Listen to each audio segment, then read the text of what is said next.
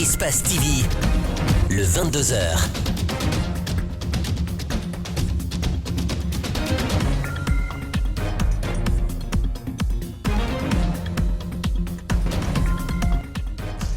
Samedi 26 juin 2021. Bonsoir à toutes, bonsoir à tous. Bienvenue dans ce journal dont voici les titres. Affaire Roby Belinda, le journaliste vient d'être inculpé pour agression sexuelle. Robert Sarah Koulemou est placé sous contrôle judiciaire. On a pu joindre les avocats des différentes parties qui ont tenu à apporter des précisions sur l'évolution du dossier. Vous entendrez dans ce journal Maître Pépé Antoine et Maître Alpha Ousmane. Adjudant-chef Abakar Traoré, ce policier de la sécurité routière qui a été tué mardi à la tannerie, laisse un vide dans son unité et au sein de sa corporation. Ce samedi, nous avons fait un tour sur le lieu du drame. Ses collègues restent sous le choc après le départ brut de leur ami. Hamidou Diallo, la star guinéenne de la NBA, est depuis quelques jours dans son pays. Il a rencontré les autorités avant d'effectuer un tour dans sa ville d'origine, Mamou, où il a réalisé d'importantes infrastructures comme des forages pour la population. C'est tout pour les titres. Bienvenue dans ce journal.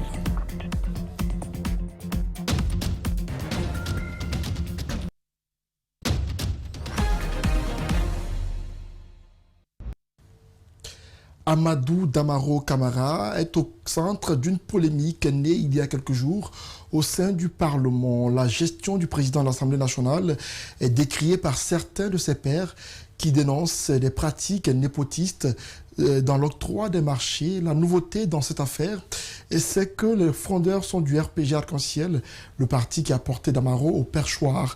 Et un certain Lonseni Camara en serait le leader. Mamadou Silla, député et le chef de file de l'opposition, a réagi à cette actualité. Reportage Mamoudou Boulere Diallo et Yacouba Traoré. L'affaire a éclaté au sein même de la majorité présidentielle. À la tête de la fronde, ce député Luceni Camara, ancien ministre et ex-président de la CENI. Nos confrères des médias guinéens indiquent que Damaro file les marchés à ses proches, notamment à sa fille et même à ses beaux-parents. Les grognons accusent le président de l'institution parlementaire de la diriger d'une main de fer. Le chef de file de l'opposition avait lui aussi constaté beaucoup d'erreurs de son collègue. Je me réserve souvent pour produire des choses sur l'Assemblée, c'est la première fois. Mais j'avoue que moi-même je suis victime. Le président de l'Assemblée, je trouve qu'il n'est pas transparent. C'est la vérité. Le président de l'UDG constate qu'à cette allure, Amadou Damaro Camara risque d'enfreindre aux prérogatives dévolues aux députés. Ce qui le choque de plus, c'est la honte face au peuple car le contrôle de l'action gouvernementale a échoué d'avance par la faute de la majorité présidentielle, dit-il. Si nous, un organe de gestion, de contrôler le gouvernement, au niveau du gouvernement, et c'est nous qui doit se mettre maintenant d'abord, donner l'exemple. Exemple aux autres, pour dire que voilà comment on doit se comporter. Donc si déjà, comment tu peux aller balayer chez quelqu'un quand chez toi déjà est sale? Donc nous, l'opposition, on le regarde. Le guéguerre qui est entre eux, c'est notre péché un peu qui sort. Pour argumenter ses dires, ce député déçu parle d'un rapport tendu entre l'institution des chefs de file de l'opposition et le président de l'Assemblée nationale. J'ai demandé l'audience au président de l'Assemblée Damaro 3 fois. Et c'est le chef de file de l'opposition qui doit être interface à lui. 3 fois, j'ai demandé demande l'audience officiellement, il me l'a refusé.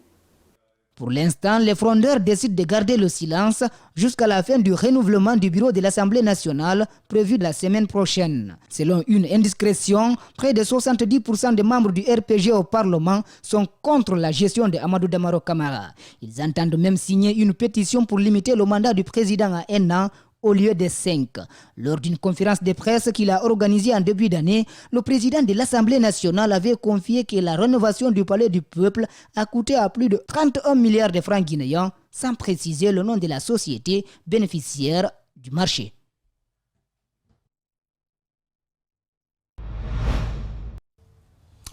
Je vous l'annonçais dans les titres. Affaire Belinda Roby.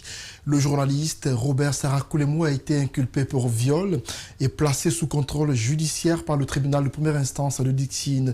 L'avocat de la plaignante se réjouit de ce qu'il qualifie d'avancée dans cette étape de la procédure. La défense, quant à elle, se montre sereine et parle déjà d'une affaire montée de toutes pièces contre son client. Mamadou Saïdou Lebere et signe ce reportage.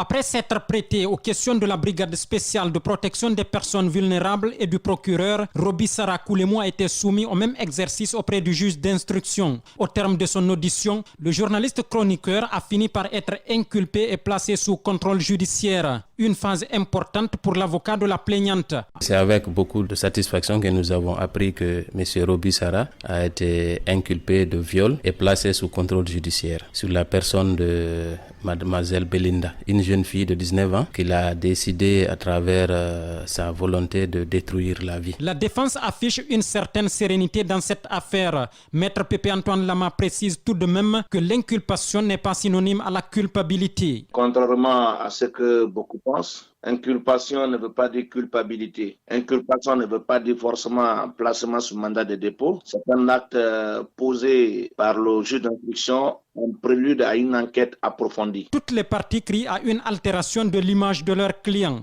Maître Amadou DSBA d'abord, ensuite Maître Pépé Antoine Lama. S'il y a une image qui a été salie et souillée, c'est celle de Belinda. Ce dossier, je dois vous l'avouer, est monté sur du vent mouvant. C'est un dossier vide. Ce présumé viol a fait couler encre et salive. Si l'avocat de Belinda déplore la fuite de la vidéo qui a conduit à certaines interprétations, celui de Roby regrette le non-respect de la présomption d'innocence de son client. Pas de commentaire sur le fond du dossier, mais à ce stade de la procédure, aucun camp ne savoure vaincu. En attendant l'épilogue de cette affaire, tous les regards sont désormais rivés vers le tribunal de première instance de Dixine.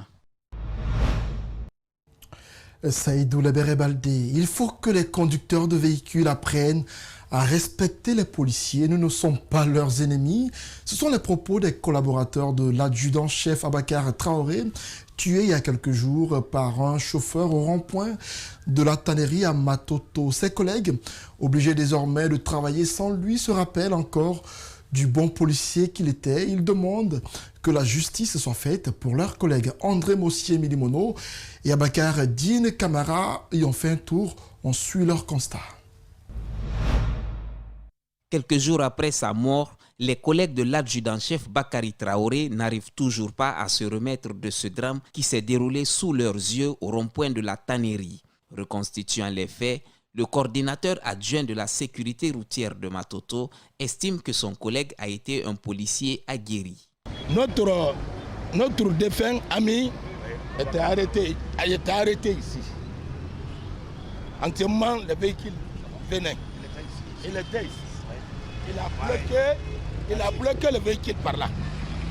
Quand il a bloqué, il dit, mon frère, retournez-vous, tu vas prendre le corniste. Tous les deux voies sont pleines. Il est 6h10. Quand tu vas comme ça, tu vas faire l'accident. Notre ami, confrère, croit que le gars est dedans. Il veut faire du marche arrière. En ce moment, il a prémédité. Que si tu ne quittes pas devant moi, je vais t'écraser. Mais pour mon ami, il ne peut pas faire. Mon ami était arrêté de se retourner. Lui, il croit qu'il fait marche arrière. Il a fait un départ américain pour renverser notre ami. Il a circulé sur lui. Traoré était correct, sincère et ponctuel. Chaque matin, il est le premier à arriver ici à 5h du matin. À l'issue de ce drame ayant entraîné la perte de leurs collègues, ces policiers comptent désormais changer de stratégie pour maîtriser les conducteurs indisciplinés. Un jour seulement, le matin, bonne heure, à 6h40, un bandit vient comme ça ramasser notre ami. Ça nous décourage beaucoup. Mais comme c'est notre métier, on a lutté sur ça, on ne peut pas l'abandonner. Ça, c'est un exemplaire. On a des bics, voilà mon bic qui est là. Tu viens, tu as une infraction, on te dit de garer, tu refuses, on prend le numéro. Ils invitent les conducteurs d'accorder le maximum de respect aux policiers. Ils estiment qu'ils ne sont pas ennemis, mais plutôt des collaborateurs. Quand le policier est là, il dit qu'il ne faut pas passer par là. laisse là-bas. Tu ne sais pas pourquoi le policier a dit. Il faut respecter les policiers. Ces policiers se rappelleront toujours de ce rond-point où leur collègue a été fauché par un conducteur. Ils demandent que justice soit rendue pour lui. Père l'âme de l'adjudant Bakar Traoré, le chauffeur à l'origine de la mort de ce policier a été placé sous mandat de dépôt depuis vendredi. Il est détenu à la maison centrale de Conakry, a indiqué le porte-parole de la police. Il revient désormais à la justice de jouer son rôle. 26 juin, journée internationale de soutien aux personnes victimes de torture. Les défenseurs des droits de l'homme se réjouissent des avancées juridiques, mais déplorent les tortures dans les détentions. Ils formulent des recommandations pour faire reculer les pratiques de torture en Guinée. Mamadou Sa, Diop Baldé et Aboulaye Kamara nous signent ce reportage. La lutte contre les tortures est un combat de tous les instants et dans tous les continents. Et aujourd'hui, en matière de droits de l'homme, elle reste la journée la moins ratifiée parmi les conventions qui partent dans le cadre de la promotion et la protection des droits de l'homme. Il est évident aujourd'hui que cette pratique honteuse est couramment pratiquée dans au moins 150 pays à travers le monde. En Guinée, la pratique est beaucoup plus remarquée dans les centres de garde pour extorquer des aveux. Beaucoup de prisonniers libérés ont dénoncé avoir été soumis à la torture pour extorquer les aveux ou pour les amener à reconnaître des faits qu'ils n'ont pas commis ou simplement pour les obliger à incriminer des personnalités qui ne sont pas forcément liées aux activités pour lesquelles ils sont poursuivis. Les tortures physiques et morales, c'est aussi parce que les moyens judiciaires n'évoluent pas. Ailleurs, on fait, disons, il y a des gens qui sont outillés dans ce sens, qui sont des spécialistes, il y a des tests d'ADN qui se font, ainsi de suite. C'est pourquoi les institutions judiciaires doivent se doter des moyens adéquats. Si les moyens techniques, technologiques, les moyens matériels et humains ne sont pas à la disposition de notre système de justice, il est évident que le recours à la torture sera toujours d'actualité. Il faut que des sanctions tombent pour dissuader des auteurs, à défaut d'éradiquer totalement la pratique. Que personne ne se sente au-dessus de la loi, que personne ne soit protégé contre la loi, que tout le monde paye pour ce qu'il a fait. Je pense que si on allie ces quelques recommandations, il y a de fortes chances que la Guinée parvienne à faire reculer le phénomène tortionnaire, qui est un phénomène dégradant et déshumanisant. Lors du Conseil des ministres du jeudi dernier, le président de la République a instruit à tous les acteurs impliqués dans l'organisation des examens nationaux de proposer une date au mois de juillet prochain. Plus précisément, cette date est-elle conforme au déroulement des programmes, surtout dans les classes d'examen? À quel niveau sont les écoles avant cette période annoncée pour les examens? La réponse dans cet élément de reportage que nous signe Djenab Bangoura et Eladj Aliouba. Covid-19 oblige. Les candidats étaient habitués à affronter les examens nationaux en juin. Cette année, aucune date n'est publiée par le département de tutelle. Pour s'imprégner des réalités dans les écoles, nous nous sommes rendus dans ce premier établissement public. Ici, les programmes sont presque épuisés, rassurent les encadreurs. Les examens nationaux, on les prépare dans les conditions les meilleures. Parce que déjà, les enfants, tous ont presque pris les photos. Donc les programmes, à l'heure là, nous sommes à 90%. Ce qui est réalisé. Dans les écoles Atlas, les programmes sont bouclés et les candidats n'attendent que le coup d'envoi. Cette réalité s'explique pour la simple raison que les cours ont débuté ici depuis le 1er septembre 2020, contrairement à d'autres établissements scolaires du pays.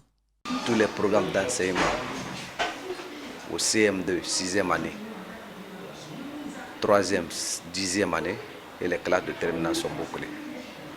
La programmation des matières s'effectue de manière rigoureuse. Ceci pour une meilleure compréhension des apprenants selon cet encadreur. L'avantage dans le programme français, c'est que le document qu'on utilise se rénove presque chaque année. Donc les programmes suivent l'évolution de la science et de la technologie. Et ensuite, les livres sont beaucoup plus digestes, plus légers, plus facilement accessibles aux enfants. Les élèves, les encadreurs et les parents d'élèves ont alors les yeux rivés sur le département de tutelle pour clore cette année dans la beauté et dans la satisfaction. Chaque enfant a le droit d'être protégé contre toute forme d'exploitation et de violence sexuelle. Chaque enfant a un droit inhérent à la vie, à la survie et au développement. C'est l'une des préoccupations du mouvement international d'apostolat des enfants de Guinée qui a célébré ce samedi la journée du mois de l'enfant africain. Mohamed Valek Touré, Abakar Din Kamara, reportage. C'est sous le thème « Les enfants, citoyens de demain, s'entraident et se protègent » que la journée internationale du mois de l'enfant est célébrée par le mouvement international d'apostolat des enfants. De l'école Saint-Michel de Koleya jusqu'au Palais du Peuple, le mouvement d'action catholique pour l'enfant a battu le pavé pour sensibiliser, éduquer et faire de l'enfant un apôtre de son milieu de vie. Nous savons tous que la pandémie mondiale de la Covid-19 fait peser des menaces considérables sur les enfants, sur leur bien-être, leur avenir, leur sécurité, ainsi que leurs droits. Au-delà d'une crise sanitaire, le monde fait face à une véritable crise des droits de l'enfant. Chaque enfant a le droit d'être protégé contre toute forme de violence, physique ou mentale. Il a le droit d'être entendu. C'est la raison pour laquelle les défenseurs des droits des enfants accordent autant d'importance à la prise de parole des enfants. De même, chaque enfant a le droit d'être protégé contre toute forme d'exploitation ou de violence sexuelle. La journée de l'enfant africain, commémorée chaque 16 juin par l'Union européenne, constitue pour les États africains une pause pour faire le point sur la situation des droits de l'enfant et de prendre des mesures appropriées afin d'assurer davantage son mieux-être. Le MIDAD se veut pour vocation de défendre les droits des enfants. Et vu tout ce qui est en train de se passer dans le pays, il ne faudrait pas qu'on reste jusqu'à la dernière minute pour dire non, arrêtons ça. Dès que ça commence, on doit prendre le bâton de pèlerin pour dire stop. Pour cette année 2021, l'Union européenne place la célébration du 16 juin, journée de l'enfant africain, sous le thème 30 ans après l'adoption de la charte, accélérant la mise en œuvre de l'agenda 2040 pour une Afrique digne de ses enfants. J'avais remarqué que nous, nos amis, nous avons des enfants qui sont victimes comment je vais dire, nous sommes victimes des abus sexuels et tout.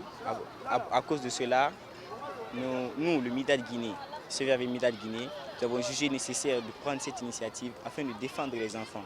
Car nous nous rendons compte que les enfants sont innocents et ne peuvent pas se défendre eux seuls. Ils ont besoin des défenseurs. Le MIDAD Guinée veut saisir l'opportunité des différences, notamment en matière de culture, de sexe, d'identité, de handicap, d'origine ethnique, de statut migratoire et de religion. Il estime que ces différences doivent être source de communion et non de division. Politique commerciale de la Guinée, une formation des formateurs a débuté ce samedi à Boké. La formation sera surtout axée sur la stratégie de mise en œuvre de cette politique. Elle a regroupé les directeurs préfectoraux du commerce, les chefs cellules préfectoraux du commerce et les responsables de contrôle de qualité de la région. Fodé Oumar Kamara, Aïssatou Kesso Diallo et Salifou Lifo Sissé nous signent cet autre élément de reportage. Ils sont au total 20 participants venus des préfectures de la région de Boké. Cette formation intervient après la validation de la nouvelle politique commerciale de la Guinée. Elle est destinée au cadre du ministère du Commerce dans le but de renforcer leurs capacités pour une maîtrise de la politique commerciale dans notre pays. Cette formation, déjà qui va se faire aussi dans d'autres régions, c'est d'ici on va à Kinéa, etc.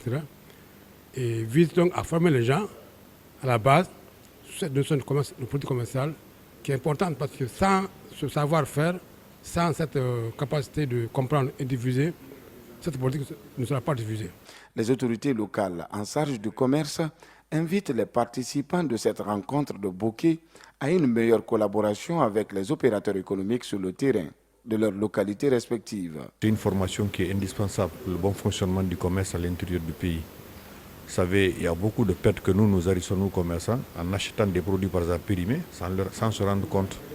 Donc avec ces formations, ce que nous sollicitons, c'est qu'elles soient élargies quand ces cas-là de ces préfectures se retrouvent dans leurs préfectures respectives, à la restitution, qu'ils associent les présidents des chambres de commerce, les bureaux des chambres de commerce dans leurs localités respectives.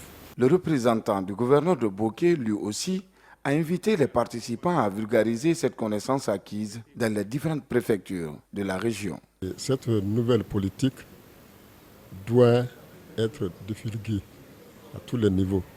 C'est pourquoi aujourd'hui, tous les acteurs sont invités à cet atelier pour que nous soyons au même niveau d'information parce qu'ils seront obligés aussi de restituer à tous les acteurs dans les préfectures, dans les sous-préfectures, voire même dans les districts, pour que tout le monde soit au même niveau d'information. Pendant 3 jours de formation des formateurs, les participants seront outillés pour organiser dans leur circonscription d'intervention des formations à l'intention des différents acteurs du commerce. Lancement à l'AB de l'atelier de projet de coopération technique 3804 de la FAO. C'est un appui au gouvernement guinéen dans la promotion de l'entrepreneuriat jeune pour la création de fermes avicoles. Le montant du projet s'élève à 387 000 $, un montant qui permettra la mise en place d'unités avicoles de poules pondeuses et de poulets de chair dans les zones de Koya, Kindia, Dalaba, Pita, Labé et Koubia. C'est la ministre de la Jeunesse qui a présidé le lancement du projet. Alpha Ousmane Ba, notre correspondant à Labé. Le projet dénommé Coopération technique 3804, qui est un appui à la promotion de l'entrepreneuriat jeune par la création des fermes avicoles, a été lancé à Labé. Tous les acteurs du secteur de l'élevage et de l'agriculture de la région ont pris part à l'atelier, ainsi que les autorités de la ville. Ici, l'atelier est organisé. Nous sommes heureux que cela se fasse ici. La région de l'Abé, le Fouta en général, est une région de culture, d'agriculture et d'élevage. Ce projet, qui évoluera dans les régions de Kindia, Mamoung et l'Abé, revêt une importance toute particulière pour la FAO.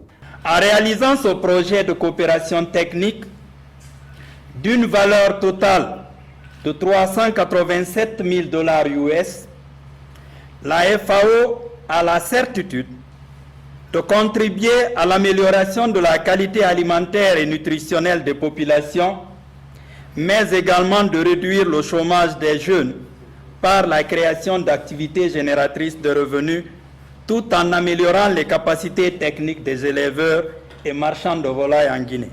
À travers la mise en place d'unités avicoles de poules pondeuses et de poulets de chair dans les préfectures de Koya, Kindia, Dalaba, Pita, Koubia et Labé. Professeur Youssouf Sidimi, directeur général de l'Institut supérieur des sciences et de médecine vétérinaire de Dalaba, relève tous les intérêts du domaine de l'élevage et de l'agroalimentaire. Quoique la Guinée soit qualifiée de scandale géologique, quoique nous ayons de l'or et de la bauxite, mais le secteur agroalimentaire reste et demeure le plus grand pourvoyeur en emploi. La chaîne de valeur dans ce domaine, dans le domaine de l'agroalimentaire, est plus large et plus bénéfique. Elle mobilise, cette chaîne mobilise plus de personnes que n'importe quel autre domaine de développement de notre pays. L'Organisation des Nations Unies pour l'alimentation et l'agriculture, à travers ce projet, va assister le gouvernement guinéen dans la lutte contre l'immigration clandestine, les projets hasardeux, l'adhésion au réseau de grand banditisme et la consommation de la drogue. Le projet fait suite à une requête du ministère de la Jeunesse et de l'Emploi jeune. Le présent projet dont nous avons l'insigne honneur de lancer aujourd'hui dans la respectueuse préfecture de l'Abé s'inscrit parfaitement dans la trajectoire de cet objectif et c'est en cela qu'il garde pour moi toute sa pertinence et son importance. L'éradication de la faim, de l'insécurité alimentaire, la malnutrition, résorber le chômage et réduire la pauvreté rurale sont entre autres la portée de ce projet de coopération technique.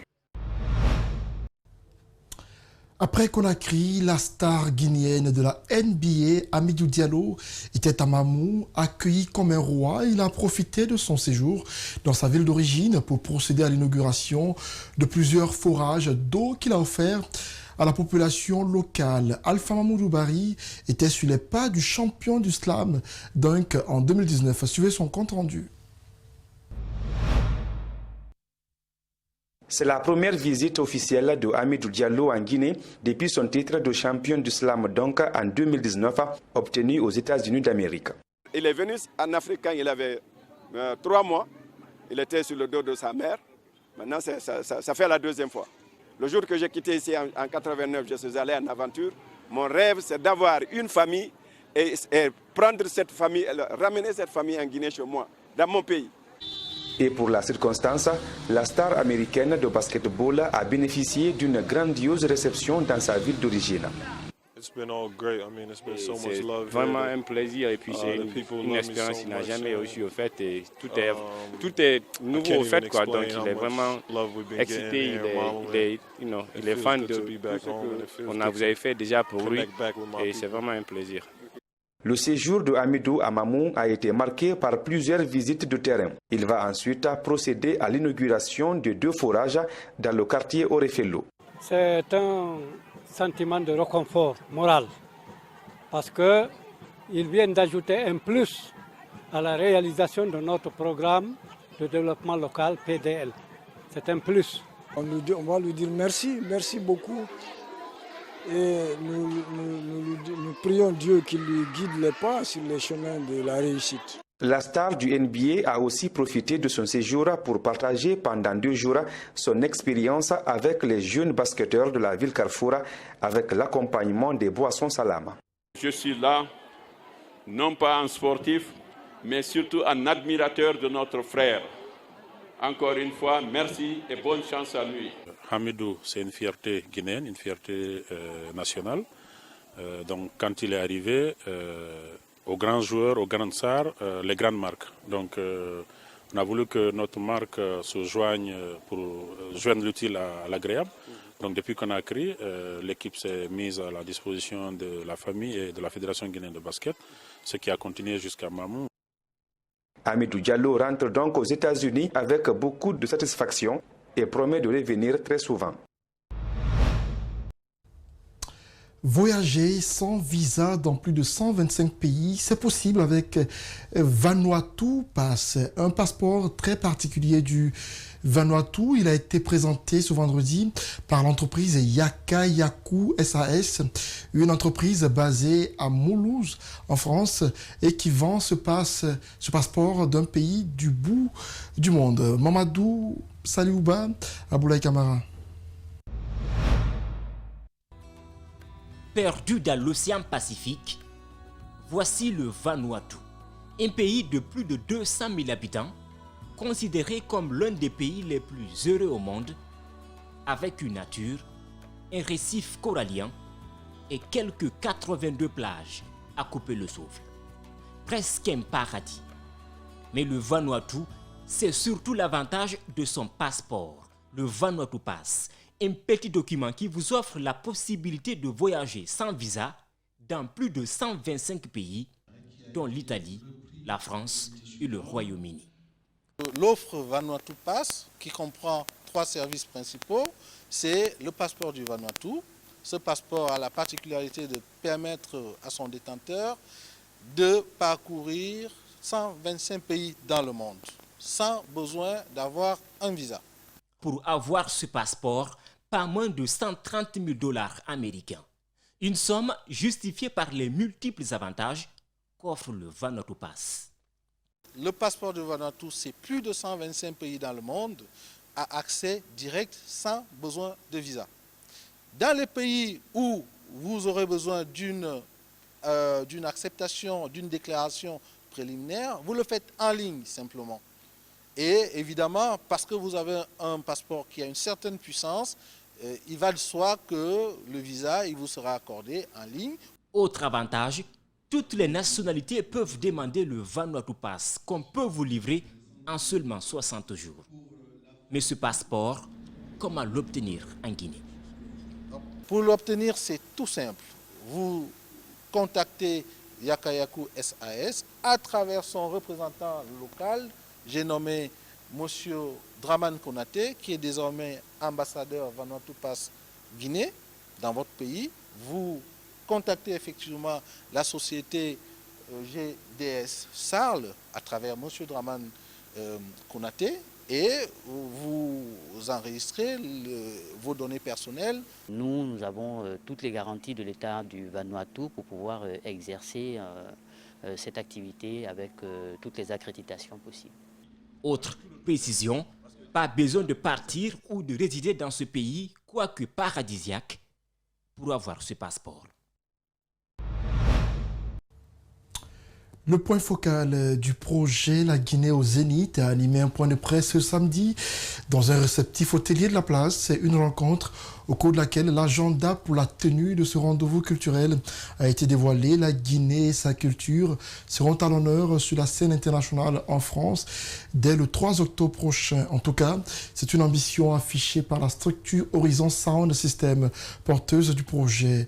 Une cinquantaine d'artistes iront représenter le tricolore guinéen à ce rendez-vous de Paris. Justin Leno. C'est une conférence de presse qui annonce les couleurs de la première édition de la Guinée au Zénith. L'événement, qui est organisé par Horizon Sound System, se tiendra le 3 octobre dans la salle mythique à Paris. L'objectif est de montrer le potentiel artistique, bref culturel de la Guinée à l'extérieur. Le projet du Zénith, encore une fois je reviens là-dessus, est un projet historique. Pourquoi? Parce que le Zénith, déjà quand on dit en France, un artiste preste au Zénith, il faut avoir du kilo, du background pour te permettre de t'engager au Zénith. La Guinée au Zénith est un projet qui va réunir plus de 50 artistes, parmi eux des chanteurs, des acrobates, des danseurs, des slameurs, des comédiens, mais aussi des mannequins prêts à s'engager pour la cause de la nation guinéenne, seront le 3 octobre à Paris. Ça veut dire qu'on a du travail. Et ce travail, ce qui est important, on ne manque pas de ressources pour le faire. Nous avons ces ressources. Nous avons des artistes nécessaires pour faire ce projet. Le choix de la salle mythique à Paris consiste à donner une place à la culture guinéenne dans le concert des nations. Les raisons ne sont pas fortuites. Cette salle est une référence en matière de culture dans le monde entier. Plusieurs grands acteurs culturels du monde entier, comme la célèbre feu star Johnny Hallyday ou encore Papa Wemba, y ont déjà fait leur succès. Nous, on ne fera que nous réjouir et remercier le Tout-Puissant Allah, que Dieu vous donne la chance. Que Dieu donne la chance de réussir cette première spectacle. Ne serait-ce qu'être à l'affiche de la salle Zénith, c'est déjà une victoire pour la Guinée. Le point focal du projet La Guinée au Zénith, organisé ce samedi, est une opportunité. Dame Sayon Bamba a effectué le déplacement, pas en sa qualité de directrice de l'agence guinéenne des spectacles, mais plutôt artiste. Mais les hommes sont là pour aider la corporation. Et quand c'est comme ça, il faut s'engager pour la corporation. La revue de la presse dans ce journal, les mesures immédiates sont prises par le chef de l'État par rapport à la situation de la mine d'or de Kounsitel, et c'est l'une des informations traitées par la presse. Les médias se sont également intéressés à la grâce accordée à certains détenus politiques. Eli Kamano, finalement, retourne en prison. On notait quelques journaux au niveau de la presse en ligne. Djibril Ba.